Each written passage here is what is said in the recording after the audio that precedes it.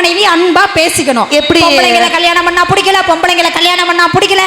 இப்ப உங்க வீட்டுல ஆமா உங்க வீட்டுக்கார் உங்க போன் நம்பரை எப்படி சேவ் பண்ணிருக்காரு? உங்க பேரை? என் போன் என்னுடைய நம்பரையா? என்னுடைய பேரை என்ன பாரு. பாவு. ஆமா. நீங்க என்ன சக்கரை பாவா? பார்வதி பாரதிய சுருக்கி பாரு. பாவு. ஓகே பாரு. உங்க வீட்ல உங்க மனைவி பேரை நீங்க எப்படி உங்க போன்ல சேவ் பண்ணிருக்கீங்க? Number 1 number 2. Number wife 1 wife 2. ரெண்டு ஒய்ஃப் இருக்காச்சு.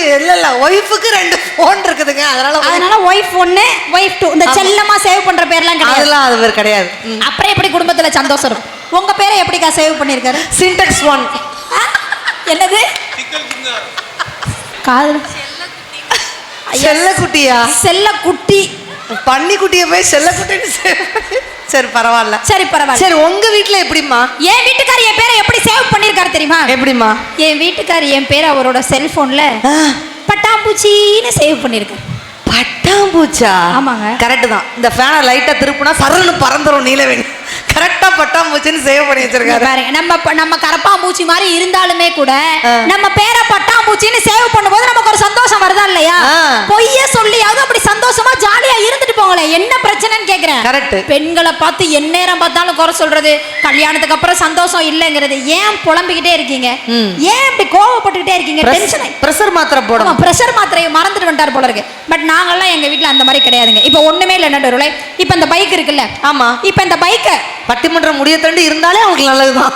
இந்த பைக்கை இப்ப இந்த பைக்கை நம்ம சிவராஜன் ஸ்டார்ட் பண்ணி அப்படி பின்னாடி அவர் பின்னாடி அவங்க ஒய்ஃப் அப்படி உட்கார வச்சுட்டு போனா எப்படி இருக்கும்? ஆஹா அழகா இருக்கும். நல்லா இருக்கா? சரி ஓகே. அந்த பைக்கை ஸ்டார்ட் பண்ணி பின்னாடி நம்ம லட்சுமி நாராயணன் உட்கார வச்சுட்டு போனா எப்படி இருக்கும்? எப்படி இருக்கும்? தெரியுதுல்ல?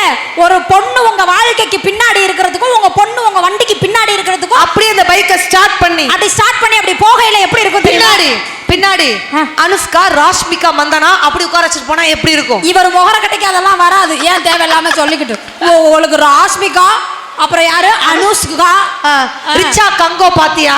எங்க பாத்தியா? ரிச்சா கங்கோ பாத்தியா? இவர் கூட்டோட வர போறாங்க. இலியானா ஈன் வரமா? ஆமா ஈன். அப்படி அழகா அப்படி பைக்ல போனா எப்படிங்க இருக்கும்?